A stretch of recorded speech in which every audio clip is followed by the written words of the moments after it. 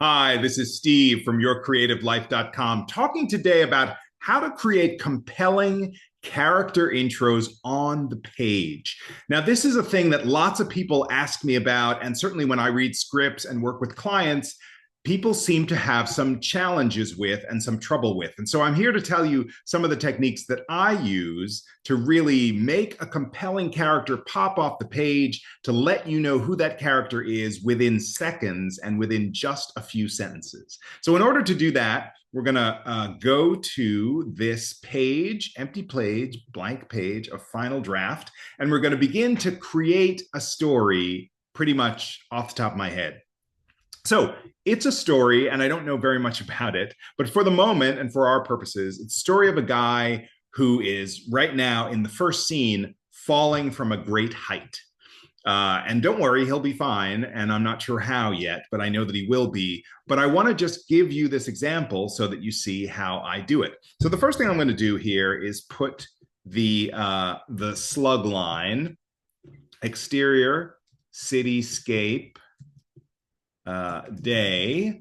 And I'm also going to put day one because in my script, I'm going to have many days, and it helps my production, the costume designer, all those people to recognize which day it is so they can know, well, does he change clothes, or is he in the same outfit that he's been in? Does the whole script take place over 1 day or 5 days or 10 days or 3 days? And this is a way to let people know by putting it in the slug line like this. We do this all the time in TV.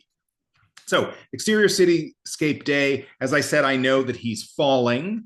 And for the moment, I'm going to say his name is Samuel. So I'm going to put his name in all caps because that's the way I do it when I introduce a character. And I'm going to say Samuel is falling.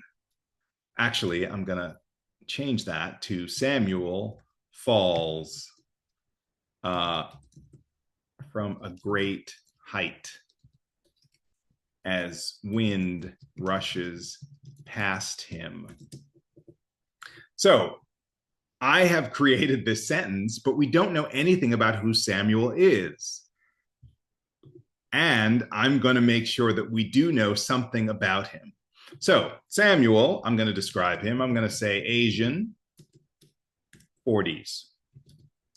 Now, ethnicity may or may not be important to you. You may be writing scripts that are colorblind. Quite often, I'm leaning into some sort of something I'm trying to say with a character's ethnicity or create a diverse community on purpose. And so I will often do this, but of course, your mileage may vary and you may not do that. That's up to you.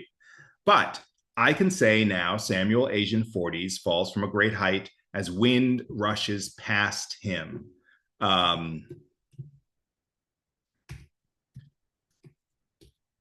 He plummets toward the ground. Now I'm saying toward the ground because he hasn't hit the ground yet, and we're basically catching him in mid-fall.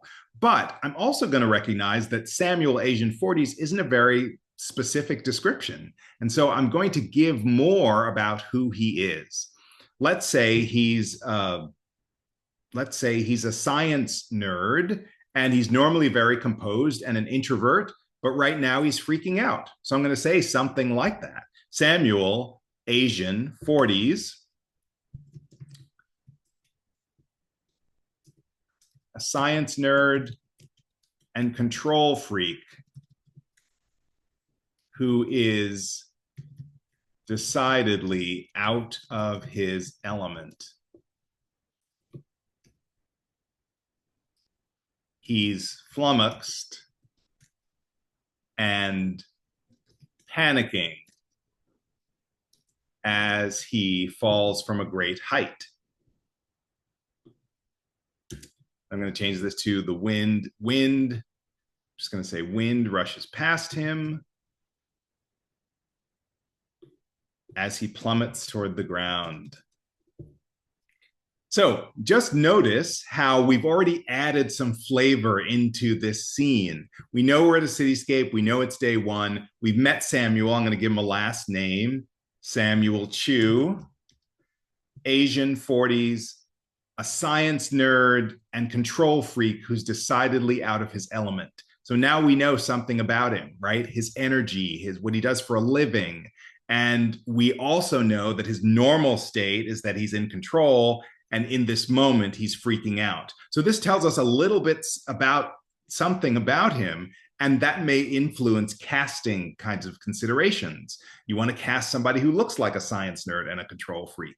You want to cast somebody who's in their 40s. You want to, cast somebody who is Asian, and you also want to give the sense that this is an entirely unusual circumstance, which of course is an acting thing.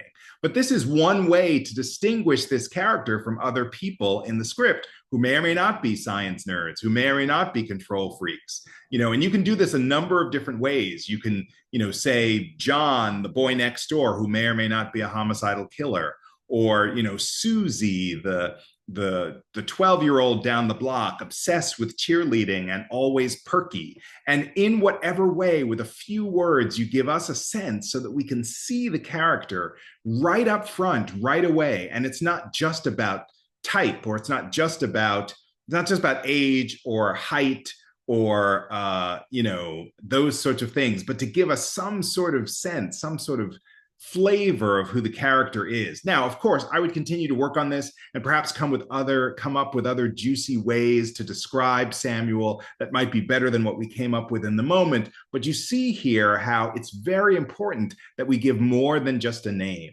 We just don't start with a name and go through it like it's only what happens to him that's important. It's also the flavor of who that character is. And this is one way to do a terrific job of giving us who that person is energetically in very few words at the top of your script, so that we can follow it with more gusto and more focus.